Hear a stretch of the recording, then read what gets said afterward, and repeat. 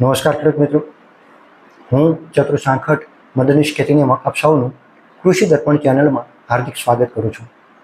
ખેડૂત મિત્રો, મારા જગતના તાત માટે સરકારશ્રીની વિવિધ ખેતીવાડીલક્ષી યોજનાઓ માટે આ ખેડૂત પોર્ટલ છે એ આવતી 27/3/2026થી વર્ષ 2026-27 માટે અરજીઓ મંગાવવા માટે આ ખેડૂત પોર્ટલ ખુલ્લું મૂકવામાં આવનાર છે.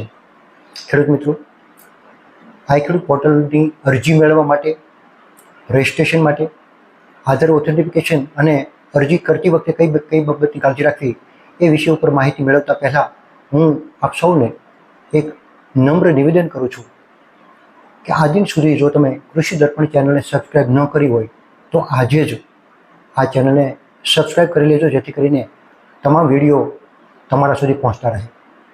જો માહિતી તમને ગમતી હોય તો તમે લાઈક કરવાનું ભૂલતા નહીં ખેડૂત મિત્રો.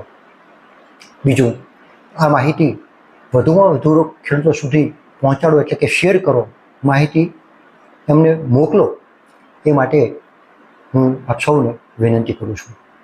ખેડૂત મિત્રો, આ ખેડૂત પોર્ટલ નવા રંગરૂપ સાથે ચાલુ વર્ષ અપડેટ સાથે આવેલું, તેમાં સુધારા થયેલા, ખેડૂતે રજિસ્ટ્રેશન કરાવવું હવે ફરજિયાત થઈ ગયું છે.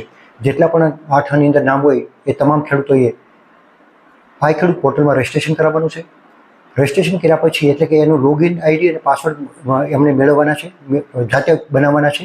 ત્યારબાદ તમારે આધાર ઓથેન્ટિકેશન, હવે નવી અરજી કરતા હોય, માનો કે જે ખેડૂતોએ આ ખેડૂત પોર્ટલ ઉપર રજિસ્ટ્રેશન કરેલું છે તેમણે પણ હવે નવી અરજી કરતી વખતે એટલે કે વર્ષ 2026-27માં નવી અરજી તમે કરશો ત્યારે એ પહેલાં તમારે આધાર ઓથેન્ટિફિકેશન એટલે કે આધાર પ્રમાણીકરણ કરવું ખૂબ જરૂર છે. અને ઓટીપી બેઝ અને બાયોમેટ્રિક એ બંને રીતે ટૂંકમાં તમે આધાર ઓથેન્ટિફિકેશન કરી શકો છો અને જાતે પણ તમે કરી શકો છો ઓટીપી બેઝ.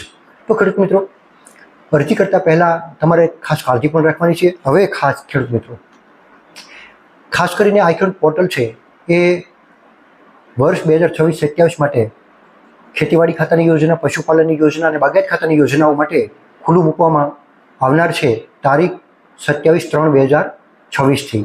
એમાં ખેતીવાડીના છે 42 જેટલા ઘટકો છે. એમાં ભારે મશીનરી છે એટલે કે ટ્રેક્ટર અને ટ્રેક્ટરથી ચાલતા સાધનો એટલે કે રોટાવેટર છે, થ્રેશર છે, પાવર ટીલર છે, ઓટોમેટિક વાવણીયા છે, સીડ્રીલ છે. તો આવા ભારે સાધનો છે એમાં પણ સબસિડી છે. અને ખાસ કરીને બાંધકામ એટલે કે ગોડાઉન, મુખ્યમંત્રી પાક સંગ્રહ સ્ટ્રક્ચર છે એની પણ અરજી થશે.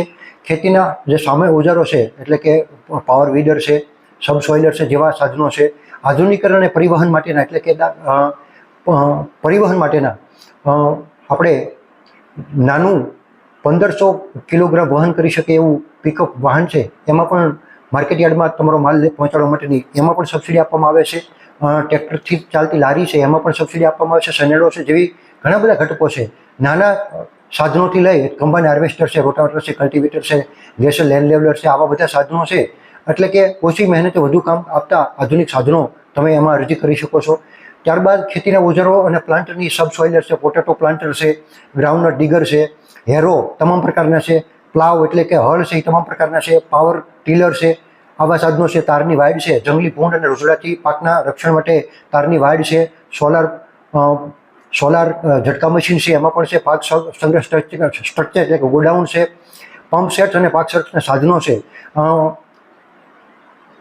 એની અંદર પણ તમે અરજી કરી શકો છો. સોલાર પાવર યુનિટ એટલે કે વીજળીની બચત કરી અને તમે દાખલા તરીકે ખાસ આપણે ભૂંડ અને રોજનો ત્રાસથી ટૂંકમાં તમે એના રક્ષણ કરવા માટે સોલાર પાવર યુનિટ પણ સબસિડીમાં મળે છે.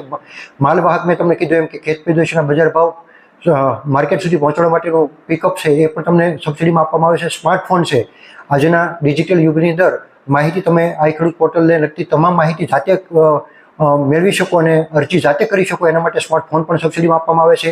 તો અરજી ક્યાં કરવી અને કેવી રીતે કરવી એ તમે સૌ જાણો છો. આ ખેડૂત પોર્ટલ ઉપર તમારે અરજી કરવાની છે અને અરજી માત્ર ઓનલાઈન જ સ્વીકારવામાં આવે છે, એટલે કોઈ પણ પેપર ફોર્મ માન્ય રહેતા નથી. હવે નવો ને અગત્યનો જે નિયમ છે એ અત્યારે મેં તમને અગાઉ વાત કરી એમ કે ચાલુ વર્ષે આ ખેડૂત પોર્ટલ છે એમાં નોંધણી થયેલા હોય તેવા ખેડૂતો અને નવી નોંધણી જો કરતા હોય તો બંને માટે આધાર ઓથેન્ટિફિકેશન એટલે કે આધાર પ્રમાણીકરણ કરવું ફરજિયાત છે.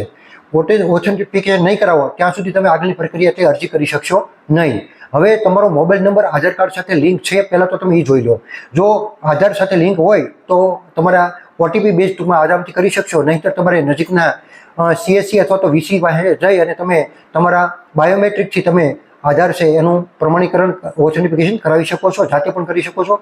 ઓટીપી બેઝ ઓનલાઈન અરજીના અલગ અલગ સ્ટેપની વાત કરીએ તો પહેલું તમારે પોર્ટલ ખોલવાનું છે. પોર્ટલ ખોલશો એટલે મેં તમને આમાં હોમ પેજ બતાવું છું, એમાં એ રીતનું તમારે આ ખેડૂત પોર્ટલની અંદર જવાનું છે. તમારે ઓટીપી બેઝ તમારે એમાં લોગિન થવાનું છે અથવા તો તમારે લોગિન રજિસ્ટ્રેશન કરવાનું છે. ત્યારબાદ તમારે ત્રીજું છે આધાર ઓથેન્ટિફિકેશન કરવાનું છે. એની અંદર તમારે મોબાઈલ નંબર નાખવાનો છે. અગાઉમાં વિડીયોની અંદર પણ આધાર ઓથેન્ટિફિકેશન કઈ રીતે કરવું એ મેં તમને આપણે કૃષિ દર્પણ ચેનલની અંદર વિડીયો મૂકવામાં આવે છે, તો તમે એનો ઉપયોગ કરી શકો છો. ત્યારબાદ એ આધાર ઓથેન્ટિફિકેશન થઈ ગયા પછી તમારે અરજી કરો પહેલાં એક ખાલી બોક્સ કોમેન્ટ આવી છે, એની અંદર તમારે આધાર ઓથેન્ટિફિકેશન થઈ ગયું હોય તો તમારે યસ કરીને આગળ વધવાનું છે. અને ત્યારબાદ તમારે અરજીની બધી વિગતો આગળ તમે અરજી કરો એવું આવશે. અરજી કરો એવું આવે એટલે તમારે અલગ અલગ અરજીની અંદર જે વિગતો માગી છે એ દરેક વિગતો છે તમારે ભરવાની છે.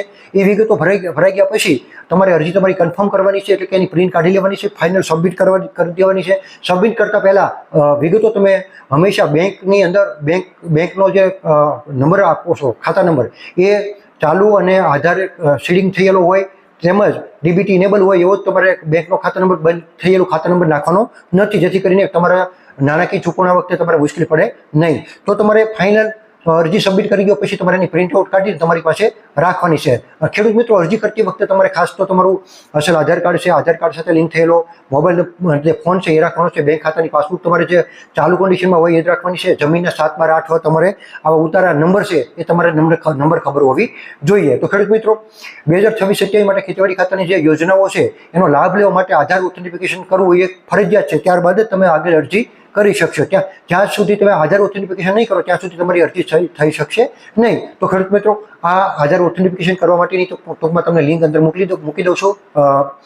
ત્યારબાદ છેલ્લી તારીખ તમે ખાસ યાદ રાખજો કે 26 એપ્રિલ 2026 સુધી તમે 1 મહિના સુધી, એટલે કે 27 માર્ચ 2026થી 26 એપ્રિલ 2026 સુધી અરજીઓ ટૂંકમાં પોર્ટલ ખુલ્લું રહેવાનું છે. તો વહેલા કે પહેલાં ધોરણે નથી, તમારી અરજી તમે આ સમય દરમિયાન કરી શકો છો. ખોટી બિનજરૂરી ઉતાવળ કરવાની જરૂર નથી. તો ખેડૂત મિત્રો, તમારે અરજી તમારી પાસે સ્માર્ટફોન હોય અથવા તમારા બાળકો વાપરતા હોય કે પરિવારના કોઈ સભ્યો વાપરતા હોય તો તમે સ્માર્ટફોન છે એમાં તમે જાતે પણ અરજી કરી શકો છો, અથવા તો તમારા ગામના VC છે, ગ્રામ પંચાયતની અંદર જઈને તમે અરજી કરાવી શકો છો, અથવા તો CSC સેન્ટર ઉપર જઈને પણ તમે કરાવી શકો છો. પરંતુ તમે જાતે પણ અરજી કરી શકો છો, એટલે તમારે ખોટું હેરાન થવાની જરૂર નથી. તો ખેડૂત મિત્રો, ખેડૂતની પ્રગતિ એ જ અમારો સંકલ્પ છે. આપણે ખેતીને લગતી દરેક નવી સરકારી યોજનાઓ છે, આધુનિક ટેકનોલોજી અને બજાર ભાવની સૌથી સચોટ માહિતી માટે તમે કૃષિ દર્પણ ચેનલને જોતા રહો એવી નમ્ર વિનંતી છે. તો ખેડૂત મિત્રો, તમે અરજી કઈ રીતે કરવી, ક્યાં સુધી અરજી પોર્ટલ ખુલ્લું રહેવાનું છે એ તમને માહિતી આપી છે. આધાર ઓથેન્ટિફિકેશન કઈ રીતે કરવું એ પણ વિડીયો આપણા કૃષિ દર્પણ ચેનલમાં મૂકવામાં આવેલ છે. તમારે ખેડૂતનું રજિસ્ટ્રેશન આ ખેડૂત પોર્ટલ ઉપર કઈ રીતે કરવું એ પણ તમને માહિતી આવી કૃષિ દર્પણ ચેનલમાં વિડીયો મૂકવામાં આવેલ છે. તો ખેડૂત મિત્રો, અરજી કરતી વખતે તમારે ખાસ એમાં કોઈ વધારેની જરૂરિયાત નથી રહેતી, તમે જાતે પણ અરજી કરી શકો છો. તો ખેડૂત મિત્રો, આ માહિતી તમને ખૂબ ઉપયોગી થશે. વધુ ખેડૂતો સુધી આ માહિતી પહોંચાડો અને તમને ગમે તો હંમેશા આ લાઇક કરવાનું ભૂલતા નહીં. અને ખાસ ખેડૂત મિત્રો, વધુ ખેડૂતો સુધી આ માહિતી પહોંચાડો એવી હું આપ સૌને વિનંતી કરું છું. ખેડૂત મિત્રો, તમને કાંઈ મૂંઝવતા પ્રશ્નો હોય તો તમે મને કોમેન્ટ કરીને પણ માહિતી મેળવી શકો છો, અથવા તો તમારા ગ્રામસેવક ખેતીનો સંપર્ક કરી અને વધુ માહિતી તમે મેળવી શકો છો. વહેલા તે પહેલાં ધોરણે અરજી કરવાની નથી, એટલે ખેડૂત મિત્રો તમારે ખોટી બિનજરૂરી તમે દોડાદોડી કરતા નહીં. આ સમય દરમિયાન એટલે કે 27 માર્ચથી 26 એપ્રિલ સુધી, એટલે 1 મહિનામાં તમે ગમે ત્યારે અરજી કરી શકો છો. ખેડૂત મિત્રો, આ માહિતી તમને ખૂબ ઉપયોગી થશે. આપ સૌનો ખૂબ ખૂબ આભાર માની અને માહિતી પૂર્ણ કરું છું. ખેડૂત મિત્રો, જય જવાન, જય કિસાન, વંદે માતરમ. ખેડૂત મિત્રો.